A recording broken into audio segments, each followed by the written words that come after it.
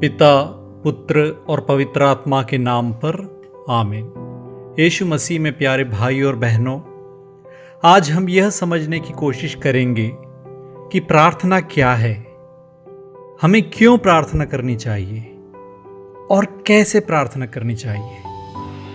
प्रार्थना करने के लिए हमारा मनोभाव, एटीट्यूड क्या होना चाहिए।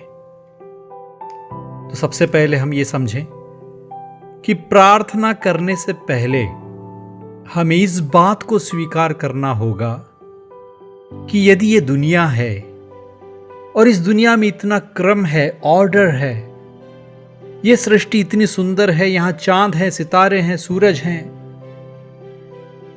मनुष्य हैं, तो ये सब अपने आप नहीं बने हैं, ऐसे ही नहीं हुए हैं। इन्हें बनाने वाली एक शक्ति है, इसके पीछे एक निर्माता है, एक बुद्धि है, जिसे हम ईश्वर कहते हैं। और ईश्वर सर्वशक्तिमान होना चाहिए, जो कि सब कुछ कर सके, जिसके लिए कुछ भी असंभव ना हो। कुछ भी नहीं था इस दुनिया में, दुनिया ही नहीं थी, और उन्होंने अपने शब्द से सब कुछ बनाया। जो वो सोचते हैं वैसा ही होता है। वो होने चाहिए ईश्वर, जो सब कुछ बना सकते हैं। और ईश्वर सब कुछ जानते हैं, उनसे कुछ भी अनजान नहीं, कोई भी बात अनजान नहीं।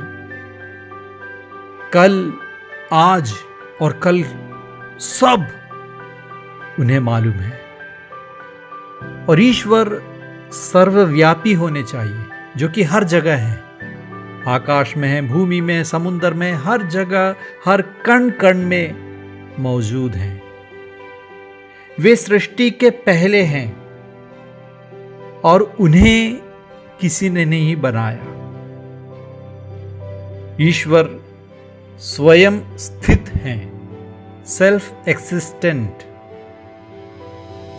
और हम ईश्वर में विश्वास करते हैं। प्रज्ञा ग्रंथ के 13वें अध्याय 1 से लेकर 5 तक के वाक्यों में हम देखते हैं, वे मनुष्य कितने मूर्ख हैं जिनमें ईश्वर का ज्ञान नहीं है, जो दृश्य जगत को देखकर सत्य नामक ईश्वर को नहीं जान सके, जो सृष्टि को देखकर सृष्टिकर्ता को पहचानने में असमर्थ रहे। और 5वें वाक्य में हम पढ़ते हैं, क्योंकि सृष्ट वस्तुओं की महानता और सौंदर्य के आधार पर इनके निर्माता का अनुमान लगाया जा सकता है। इस सृष्टि की सुंदरता को, महानता को देखकर हमें इसके निर्माता के विषय में सोचना चाहिए कि इसमें निर्माता होना चाहिए, और उसी निर्माता को हम ईश्वर कहकर पुकारते हैं। इस बात को मानना, इस पर विश्वास करना प्रार्थना के लिए अनिवार्य है। और यह एक सच है, इस सच्चाई को सिर्फ बुद्धि से नहीं जाना जा सकता है, इसे हमें अपने दिल से, अपने मन से अनुभव करते हुए खुद को उस ईश्वर के कदमों में समर्पित करना चाहिए।